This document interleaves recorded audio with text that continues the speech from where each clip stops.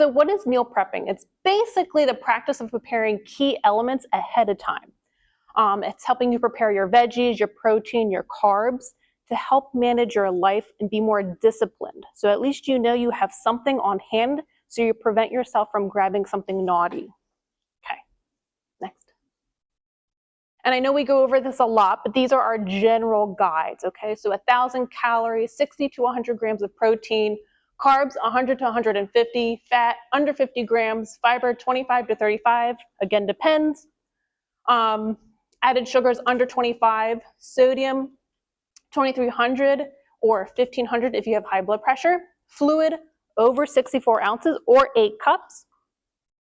And again, your needs will depend, okay? So we will always adjust your needs based on activity factor and what you can tolerate. Okay. So the benefits of meal prepping, of course, can save you time, money, and help you keep discipline. That is our goal, is that discipline and creating a good foundation. Meal planning helps ensure that you don't buy things at the grocery store you're not supposed to or you don't need. It also helps reduce food waste. All right, so these are some methods. The sheet pan method, where you could put your protein and your vegetables on a sheet pan and let it go in the oven. The one-pot method, like a stir fry or a chili. And then a casserole, you can of course do like your baked goods, egg baked frittatas, and again, your protein bars. Go ahead, next. All right, so some methods again. You could just prep the ingredients. So it's easier to grab and cook if you don't want to do the whole dish itself. Batch cooking, so again, doing that one individual meal, or going ahead and preparing those portions. So like if you're preparing breakfast, lunch, or dinner, it's already in its container to go. And these are some meal prepping containers. Some people like the mason jars, some people like the pre-portioned like bento boxes. It's up to you. Just be mindful that certain plastics can leach plastic when you reheat it. Make sure your glass is freezer safe or reheating safe. But yeah, it all depends on your preference again. So these are meal prepping apps, again, to give you ideas, keep you focused, and help you with grocery lists. They are okay with iOS and Android. All right, next. All right, so some things to consider. Do one meal at a time. It can be very overwhelming. I do have a schedule. It's on that blue sheet. There's a lot that goes on to it.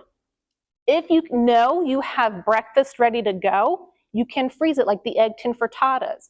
It's something you know that's on hand. Same thing with like protein pancakes, protein bars, different proteins on hand so you're not feeling overwhelmed. Pick a day that works for you, so typically a day that's off. It's also a good way to get kids involved, so it's learning how to chop vegetables, meal plan, how to get protein in, how to cook, and then determine how much you need. Do you want to do 3 days? Do you want to do 5 days? Do you just want to do one meal and have it on the go? Get used to looking at cookbooks or recipes. So recipes are great to look at directions, especially if you're one of those lost cooks that don't know what's going on. Recipes are a great way to keep disciplined, but as you get more comfortable, you can add new spices and different things that you do like to change it on that flavor. And then pick up a meal prepper planner or a weekly menu planner. So again, you can write that down. It helps you go grocery shopping too, okay, because you're writing it down, you're planning it. Okay, so prepared foods can typically last 3 to 5 days in the fridge and 3 to 4 months depending on the ingredients. Again, be mindful of reheating temperatures. Anything that cools below or in between 40 to 140 is where that bacteria can grow. So make sure when you're reheating those food items, you reach that temperature of 165 for about 15 seconds.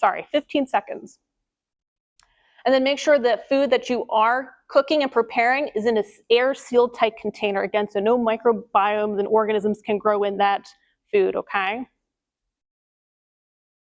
All right, so these are some breakfast meal plan ideas.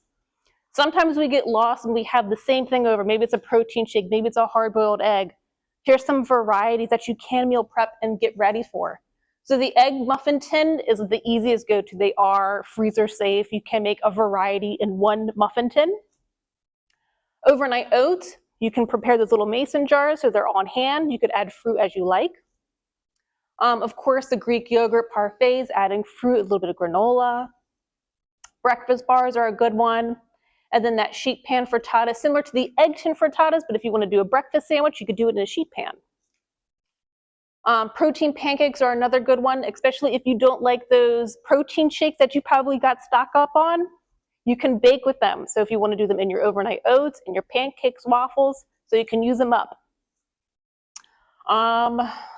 Let's see. You could do the sweet potato and eggs, loaded smoothie, protein waffles, all that good stuff. All right, Kate. So lunch and dinner are very similar, so you can always, reverse them or switch them up. Chickpea salad, the mason jar pasta salad, roasted veggies and chicken, again, that sheet pan meal. You could do a keto quesadilla where you use the keto tortillas and you add some chicken and some veggies that you like, some cheese. The burrito bowl, cottage cheese crab bowl is another protein bowl. The lunchbox charcuterie board is becoming popular. So you can do just cheeses that you like, the meats that you like, and some crackers. Tuna salads is an easy go-to, deli pinwheels, Buddha bowls. So Buddha bowl would be a carb base, whether it's quinoa or brown rice, veggies that you like, and then a protein topping. Taco salad, and then baked salmon and veggies. Okay, so again, lunch and dinner are very similar. Sheet pan chicken and veggies, stir fries are great, ground chicken fajitas, grilled salmon and Brussels sprouts. Zoodles are becoming popular. So that's the zucchini noodles. Poke bowls, enchilada casseroles, ricotta bake is another big one. Ground turkey chili, shrimp lettuce cups, and stuffed peppers are a good one too. And then some snack ideas. So this is what we'll do tonight, is we'll make some cottage cheese cookie dough. So it's a nice sweet treat. You could do, of course, apple, banana, and peanut butter is a good snack. Fruit bowl, trail mix, pickle roll up. So you take a dill pickle and you roll up some deli meat, a little bit of Dijon mustard. Oven roasted chickpeas if you need something savory. Dehydrated veggie chips. And then you could do protein puddings. Nut seeds are a good one too. All right, go ahead next. So when you're preparing your meal, break it down. So list your proteins, your vegetables, fruit, and then carbs. Because again, we're eating our protein first, then the vegetable, carb last.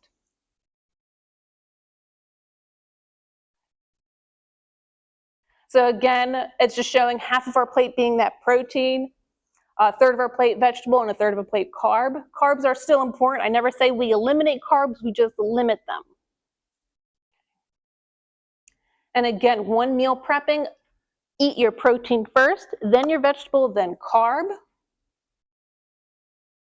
And you have a blue copy of this. So this is basically that meal planning guide. So if you wanted to take one food item, you have recipes for one of each item on here too. And see if that works for you. Again, calories and proteins varies based on the portion you make and how much you're able to tolerate and eat. Yes. Multivitamin, yes. So I also listed multivitamin in the morning, and then as your snack, calcium. So that's at night. Okay. Any questions?